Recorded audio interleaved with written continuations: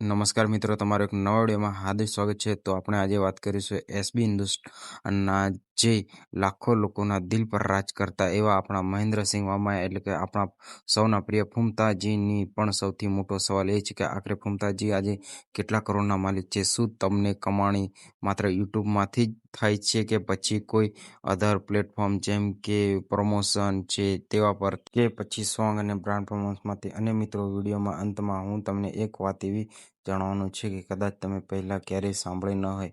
ફૂમતાજીએ પોતાની પહેલી મોટી કમાણીથી શું ખરીદ્યું હશે? તો વિડીયોને છેલ્લે સુધી જરૂરથી જોતા રહેજો. મિત્રો, આજે આપણે ફૂમતાજીને હસતા અને લોકોને હસાવતા જોઈએ છીએ. એટલી સરળ ન હતી સામાન્ય પરિવારના સામાન્ય જીવનમાં મોટી જવાબદારીઓ, પણ એક વસ્તુ તેમની પાસે ભરપૂર હતી. અને મિત્રો, તેમની મહેનતની સફળતા ચમક જુઓ, અને પણ સફળતા પાછળનો સંઘર્ષ નહોતો હતો. જો રાતોરાત એવી જ્યારે માણસ પોતાને વિશ્વાસ આપવો પડે કે એક દિવસ બધું બદલાઈ જશે.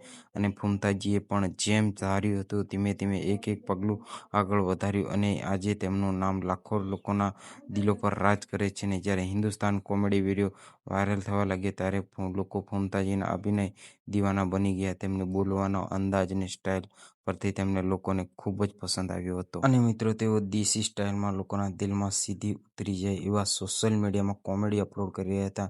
અને લાખો ચાહકો અને દરેક નવા નવા વિડીયો આતુરથી બધા લોકોની રાહ જોતા હતા. અને મિત્રો, શું તમને ખબર છે, ફૂમતાજી માત્ર કોમેડિયન જ નહીં પણ તેઓ ગીતો પણ બનાવે છે. અને તેમના ઘણા સોંગ લોકોને ખૂબ જ પસંદ આવે છે. એટલે જ તેમની કમાણી રસ્તા પણ ઘણા છે: YouTube revenue, comedy show, song, social media promotion અને બીજા ઘણા બધા પ્રોજેક્ટ એવા છે જેમાંથી તેઓ ઇન્કમ જનરેટ કરી શકે છે. અને મિત્રો, બીજા ઘણા બધા પ્રોજેક્ટ એવા છે. વાત કરીએ કે એ સવાલ જેનો જવાબ જાણવા માટે કદાચ તમે આ વિડીયો જોઈ રહ્યા તો આખરે ફૂમતાજી આજે કેટલા કરોડના માલિક છે. તો મિત્રો, વિવિધ મીડિયા રિપોર્ટ અનુસાર અને સોશિયલ મીડિયા અંદાજો મુજબ તેમની લોકપ્રિયતા ધ્યાનમાં રાખીને તો ફૂમતાજી કુલ સંપત્તિ આજે 1 કરોડથી 2 કરોડ રૂપિયા વચ્ચે હોવાનું માનવામાં આવે છે.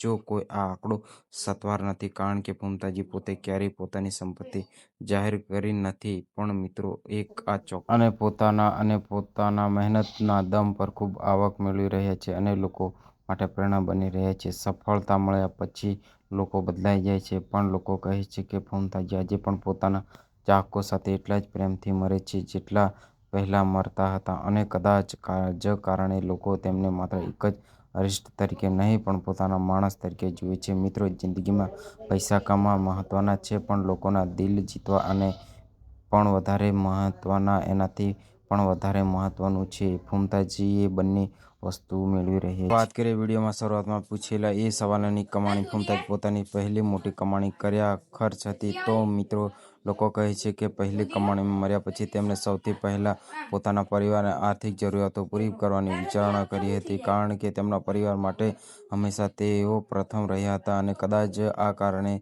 આજે સફળતા મળ્યા પછી પણ તેઓની જમીન સાથે જોડાયેલા રહ્યા છે. મિત્રો, ફૂમતાજીની આ સફર વિશે તમારું શું કહેવું છે? અને તમને શું લાગે છે સફળતા માટે સૌથી વધુ? તો મિત્રો, આ વિડીયોમાં તમને ગમ્યો હોય તો લાઈક, કોમેન્ટ, શેર અને સબસ્ક્રાઈબ કરતા જજો. અને તમારો અભિપ્રાય કોમેન્ટમાં જરૂરથી જણાવજો. મિત્રો, મળીએ એક નવા વિડીયો સાથે.